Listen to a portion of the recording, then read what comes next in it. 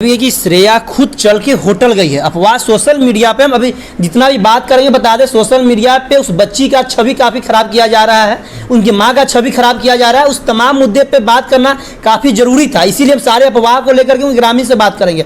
अफवाह ये भी है कि बच्ची जो है, जो कि अपने मर्जी से होटल गई थी, ये भी अफवाह सोशल मीडिया पे काफ़ी चल रहा है। इसकी सच्चाई हम जानना चाह रहे हैं। अब इसकी सच्चाई भी आपको बता दे रहे हैं। हाँ, दैनिक भास्कर में जो न्यूज चला दिया गया, जिसमें गलती उन्होंने, दैनिक भास्कर वालों ने गलती की। अब इसकी उनको अपने एंगल से पुष्टि करनी चाहिए कि उनके एक गलती के कारण कितना बड़ा मिस्टेक हुआ है कि एक अबला औरत पे इस तरह का आरोप लग रहा है कि सौतेली होना मतलब गुनाह, बहुत बड़ा गुनाह हो गया। और उसमें उन्होंने जो लिखा है कि श्रेया की दोस्त और कॉमा दे करके जो लिख दिया कि उसकी माँ, तो उनको क्लियर करना चाहिए था। अब बताइए कि लड़की का बाल नहीं है, मुंह में जीभ नहीं है, दांत नहीं है, एसिड की बात भी नहीं की जा रही है। अगर अटैक क्या सच में हुई थी क्या? बिल्कुल हुआ है, बिसरा रिपोर्ट का जांच आने दीजिए। चलिए, एक और सवाल रहेगा, लास्ट सवाल रहेगा कि आप ग्रामीण हैं, आप लोग कब पता चला ये पूरी घटना हुई है? जब आप लोग फिर पहुंचे वहां पे, ये घटना कैसे पता चला ग्रामीण को, कब पता चला? श्रेया हत्याकांड को लेकर के काफ़ी चर्चा पूरे सोशल मीडिया पे रहा है। हालांकि एक पेपर में, दैनिक भास्कर में बता दें कि श्रेया के जो भी मामले में एक नाम आया है, श्रेया, उसकी सहेली और उसकी माँ। हालांकि इस माँ सब जो है, जब बार बार आ रहा है, लोगों को ये सबसे ज़्यादा कन्फ्यूजन है कि श्रेया की अपनी माँ थी या उसके सहेली की माँ थी। इन तमाम बातों पे बात करने के लिए हमारे साथ पंकज सिंह जी हैं, जो कि उनके ग्रामीण हैं, और सोशल एक्टिविस्ट प्रिया सिंह जी है। दोनों से बात करेंगे आखिर मामला क्या है। सबसे पहले तो पंकज जी, माँ सब जो है, जो बार बार आ रहा है, लोगों के अंदर कन्फ्यूजन हो रहा है कि क्या श्रेया की अपनी माँ रही है या उसकी सहेली की माँ इसमें संलिप्त है। मैं इसमें क्लियर कर देना चाहता हूँ। प्रशासन जो बयान दी है दोनों को पकड़ने के बाद, श्रेया की दोस्त और उसकी दोस्त की माँ की बात आई है। श्रेया की माँ का इस पूरे हत्याकांड में कहीं कोई रोल नहीं है, और जो सौतेली माँ होने के कारण जो इस तरह की बातें आ रही हैं कि सौतेली माँ होगी तो इस तरह की चीज़ें हुई होगी, हमारा ये मानना है कि सौतेली माँ उनका होना कोई गुनाह नहीं है। उनकी शादी जब हुई थी तो उनको एक बेटी उनकी 3 साल की थी और एक बेटी 7 महीने की थी। उनको जानकारी थी कि हम सौतेली बन के जा रहे हैं, और कोई भी लड़की इस बात को तैयार नहीं होगी कि हमारी शादी एक तो की दुआ से हो, और उसके बाद भी अगर शादी हो तो हमको बच्चा मिले। लेकिन और दूसरी बात है कि अगर कुंती की भी बात आप करते हैं महाभारत काल में, तो नकुल और सहदेव की भी तो कुंती सौतेली माँ ही थी। इसलिए बार बार हम आग्रह करना चाहेंगे, प्रशासन उस एंगल को जांच करके थक गई, और इसमें जांच में जो चीज़ें लेट से सामने आई, उसका मेन कारण यही था कि प्रशासन बार बार इसी एंगल पर जांच करते रह गई कि श्रेया की सौतेली माँ है, और जो इसमें कल्प्रिट पकड़े गए, उनका गांव चूँकि नबीनगर में, श्रेया के घर के बगल में घर है, और उनका गांव चूँकि नबीनगर में ही पड़ता है, तो काफ़ी लोगों ने जो भी उड़ा मतलब जो भी रूमर हुआ वो उन्हीं के गांव से उड़ा। और जो उसमें श्रेया की दोस्त की मां पकड़ी गई, उन्होंने पुलिस को बरगलाने का काम किया।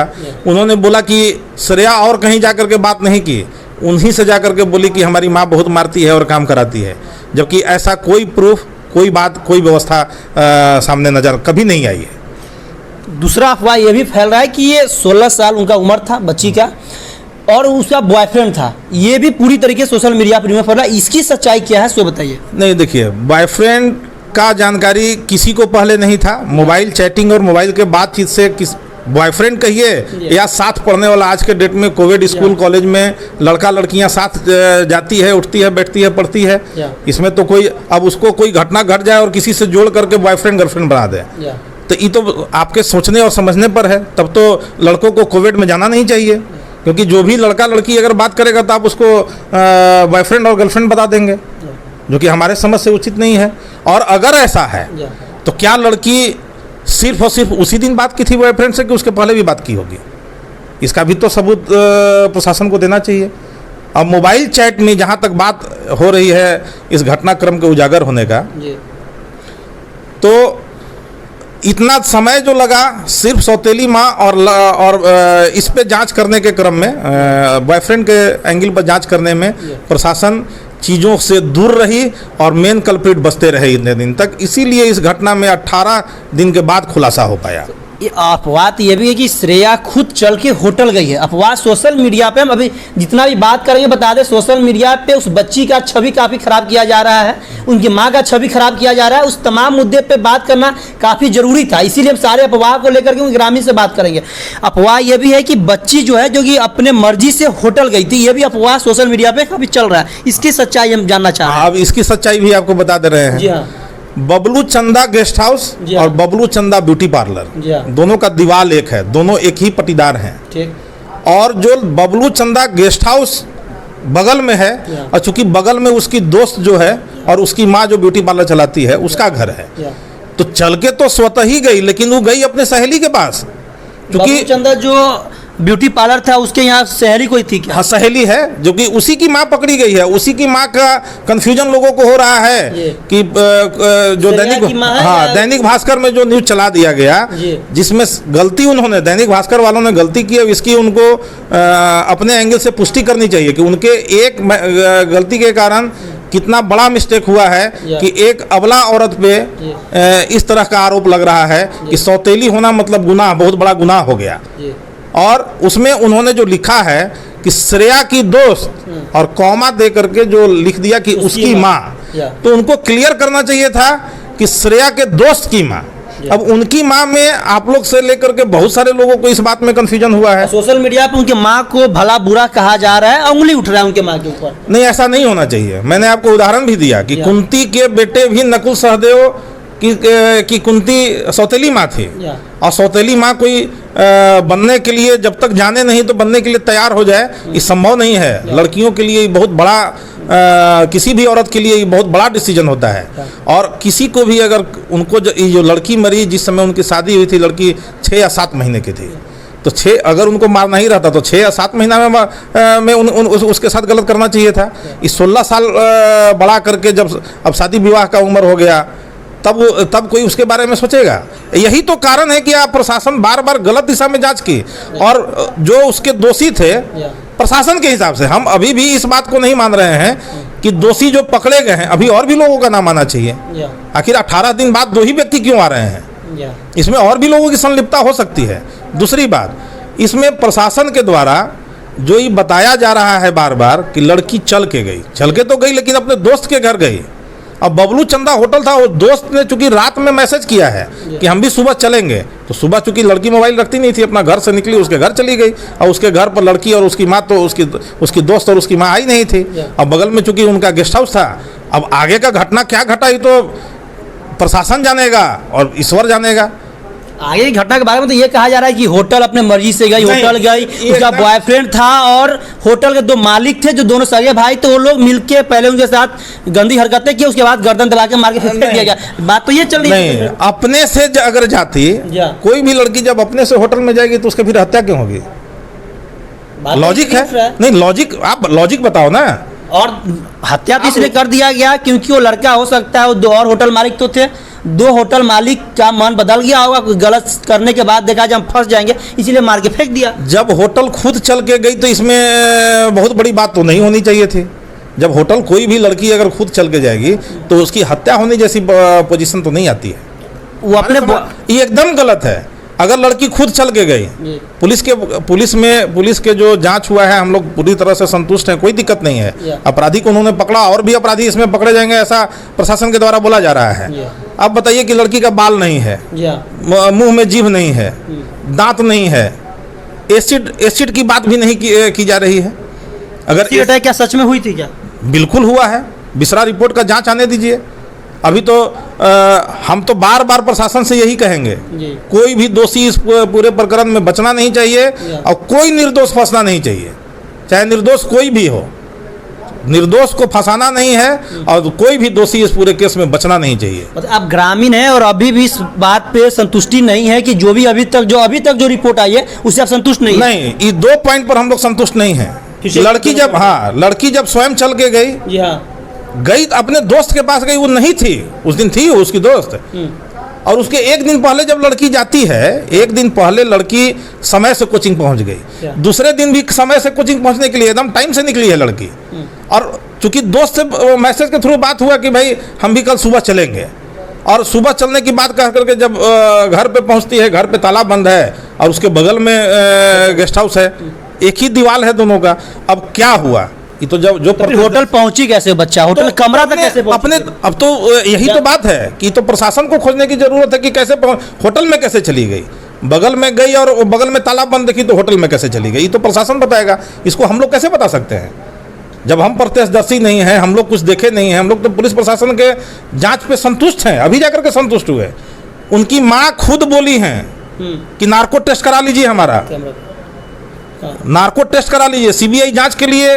मैं यहाँ से पटना से एडवोकेट हैं, उनसे वकालतनामा साइन कराने के लिए हम उसके 13वीं के दिन लेकर के गए हैं, बात करके गए हैं कि ना इसमें अगर सीबीआई जांच बिहार सरकार नहीं कराती है तो हम लोग कोर्ट के माध्यम से सीबीआई जांच के लिए रिट पिटीशन दाखिल करेंगे। इस तरह की बात करके हम लोग सारा पेपर लेकर के गए हैं कि भाई वकालतनामा साइन करके देने की बात हुई है। नार्को टेस्ट देने की बात चल ही रही थी कि हम नार्को टेस्ट के लिए तैयार है। अगर प्रशासन उनका अगर इस घटना का उद्भेदन नहीं होता उस दिन तो इसमें उनकी माँ का बयान आता कि भाई हमारे नार्को टेस्ट करा लो ना। आज के डेट में पुलिस प्रशासन के पास बहुत सी ऐसी चीज है, ऑप्शन है जिससे सच्चाई छुपा नहीं सकता है कोई। ये अगर कोई भी अपराधी सोचता है कि हम अपराध करके बच जाएंगे तो ये आज के डेट में संभव नहीं है। चलिए एक और सवाल रहेगा, लास्ट सवाल रहेगा कि आप ग्रामीण हैं, आप लोग कब पता चला ये पूरी घटना हुई है? जब आप लोग फिर पहुंचे वहाँ पे, ये घटना कैसे पता चला ग्रामीण को, कब पता चला? हम लोग को बेसिकली जब लाश बरामद हुआ उस दिन से हम लोग को जानकारी हुआ कि कितने दिन बाद लाश बरामद हुई आप लोग? 13 तारीख को लाश बरामद हुआ है और 11 तारीख की घटना है। 2 दिन बाद? हाँ 2 दिन बाद हम लोग को शाम में लाश बरामद हुआ है और लाश को लावारिस के रूप में पोस्टमार्टम किया गया है। और यही कारण है कि पोस्टमार्टम रिपोर्ट 100% गलत है और इसमें दोषी जो भी डॉक्टर है, सरकार क्यों इतना विलम्ब कर रही है, किसके दबाव में प्रशासन काम कर रही है? अब तो प्रशासन ही कह रही है कि लड़की के साथ और उसकी हत्या करके फेंक दिया गया और उन्हीं के उसी जांच के क्रम में पोस्टमार्टम रिपोर्ट में आता है कि लड़की के शरीर में फेफड़ा में पानी और पेट में पानी आया है। तो ये तो प्रशासन को क्लियर करना चाहिए। अगर जो व्यक्ति इसमें दोषी है, फेफड़ा में पानी और पेट में पानी बताने वाला, उसको तब तक सस्पेंड होना चाहिए था। क्यों सस्पेंड नहीं हुआ? डीएसपी साहब जांच में बहुत अहम भूमिका निभाए, उनको भी गलतफहमी इसी पोस्टमार्टम रिपोर्ट के कारण हुआ और उनको भी, चूंकि किसी भी मर्डर केस का बेसी पोस्टमार्टम होता है और चूंकि डीएसपी साहब भी जांच कर रहे थे शुरुआती दौर में, तो डीएसपी साहब ने, पांडे जी ने जो जांच किया वहाँ, तो उनको भी लगा कि भाई जब फेफड़े में पानी और पेट में पानी है तो आत्महत्या का केस, वो तो फिर जिंदा, उनका कहना कोई गलत। जो पोस्टमार्टम रिपोर्ट आया उसी पर जाँच शुरू हो गई थी, उसी पर जांच शुरू हुआ और जांच का वही बेसी होता है। किसी भी मर्डर में जांच का बेस पोस्टमार्टम ही होता है। बिना 100 का अज्ञात लावारिस लाश में पोस्टमार्टम किया गया। अभी तक क्यों दोषी को सजा नहीं मिला? जो इसमें पोस्टमार्टम रिपोर्ट गलत बनाया, गलत तो बनाया ना, पोस्टमार्टम रिपोर्ट गलत है। क्योंकि अगर पोस्टमार्टम रिपोर्ट में फेफड़ा में पानी आ गया तो क्या मरने के बाद कोई भी व्यक्ति को पानी जा सकता है? या तो पुलिस का ये थ्योरी गलत है कि भाई उसकी हत्या कर दी गई, और नहीं तो जो पोस्टमार्टम रिपोर्ट है वो गलत है। पोस्टमार्टम रिपोर्ट बनाने वाले को अब तक सजा क्यों नहीं मिली? मेडिकल बोर्ड भी गठित हो गया, क्या कर रही है मेडिकल बोर्ड? इस न्यूज को, दैनिक भास्कर के न्यूज पर जो भी व्यक्ति इस तरह की वीडियो बना रहे हैं, न्यूज में चला रहे हैं, या कोई यदि इसमें एक्टिविस्ट बोल रहा है, जैसे इसमें क्या नाम है उसका, समीर चौधरी, हम समीर चौधरी से भी यह कहना चाहेंगे कि अपने भाषा को कंट्रोल में रखें और बिना किसी जानकारी के इस तरह की बात करना किसी भी दृष्टिकोण से उचित नहीं है। और आप यदि दूसरे पर आरोप लगाते हैं, आप यदि ये बात कहते हैं कि उसकी माँ गलत थी, तो उस पर आरोप लगाने के पहले एक अंगुली अगर उसकी माँ की तरफ है तो 3 अंगुली आपके तरफ है, खुद की तरफ। क्योंकि मैं बताना चाहूँगा कि समीर चौधरी जी, आप जिस भाषा का प्रयोग कर रहे हैं, क्या वो भाषा आपके माँ बाप बताए हैं किस तरह की भाषा का उपयोग करना चाहिए किसी पीड़िता के साथ? पीड़िता के बारे में ऐसी भाषा का उपयोग न करें। और क्या ये सब, जिसे आपको बहुत ज़्यादा लगता है कि आप काबिल हैं या आपको बहुत जानकारी है, आप जहाँ बोलिए, आज ये डिबेट कर लीजिए ना। आपको जानकारी अगर सही है, हम आपसे जानकारी ले लेंगे। हो सकता है कि हमको जानकारी का अभाव हो। और आप सौतेली करके क्या बात करते हैं? आप सौतेली का परिभाषा पहले समझिए। सौतेली माँ होना कोई साधारण बात नहीं है। आपके कोई भी व्यक्ति अगर सौतेली कह करके, हर व्यक्ति के हित परिवार में सौतेली माँ होती है। वो अपने घर में देखें। आप बहुत सही कह रहे हैं, लेकिन मैं इस बात पे एक बात कहूंगी कि जब हमारे पास आप एक केस को देख रहे हैं, ऐसे हजारों केसेस हमारे पास होते हैं, अलग अलग जो सोशल एक्टिविस्ट हैं उनके पास पहुंचते हैं, और जब हमारे पास पहुंचते हैं कि भाई क्या हो रहा है, और हम लोग इतने गुस्से में आ जाते हैं कि समटाइम्स अपना आपा खो बैठते हैं। गुस्सा आता है कि भाई इस पे हाँ क्यों हुआ, इस पे कहाँ है कानून, अभी मतलब इतना कानून बना हुआ है, इस पे स्ट्रिक्ट एक्शन जल्दी से जल्दी हो, इस पे काम हो, क्यों नहीं होगा, इसको न्याय मिलना चाहिए। दूसरी बात है कि आप कभी भी जैसे इस पूरे घटनाक्रम में उसकी जो आईजी साहब गए थे वहां जांच करने के लिए, आईजी साहब से आप कोई भी व्यक्ति बात कर सकता है। पीड़िता के चाचा थे, उमा सिन्हा नाम है उनका, उन्होंने खुद कहा, और आईजी साहब के इंटरफेरेंस के बाद ही इस घटना का उद्भेदन बहुत तेजी में हुआ। इन्होंने कहा कि यदि हम दोषी हैं, लड़की की माँ दोषी है, या हमारे घर का परिवार का कोई भी आदमी दोषी है, उनके परिवार के सारे लोग, हम खुद उस पीड़िता के ग्रामीण हैं, मैं खुद मांग करता हूं कि यदि हम अभी भी बार बार बोल रहे हैं, दोषी बचे नहीं और निर्दोष फंसे नहीं, और जब उनके खुद के गार्जियन, खुद के चचा बोल रहे हैं कि अगर गलती, आईजी साहब ने इस बात को माना, और पुलिस तो इस एंगल को जांच करके देख ली, हर चीज़ों को समझना चाहिए।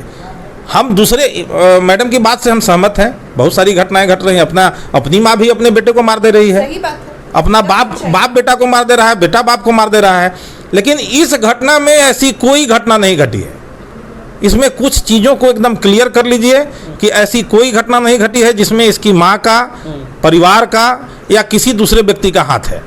चलिए, तो हमारे साथ ग्रामीण थे, पंकज सिंह इनका नाम हुआ। बता दें कि इनका 2-3 सवाल निकल के आया है कि सबसे पहला जांच ये होना चाहिए कि ये घर से होटल तक कैसे पहुंची, अभी भी इसमें संतुष्ट नहीं नजर आ रहे हैं। दूसरा ये कि इनकी माँ इसमें संलिप्त नहीं है, जो इनके माँ के ऊपर बार बार आरोप लग रहा है, उंगली उठ रहा है, तो मत उठाइए क्योंकि माँ इनमें संलिप्त नहीं है।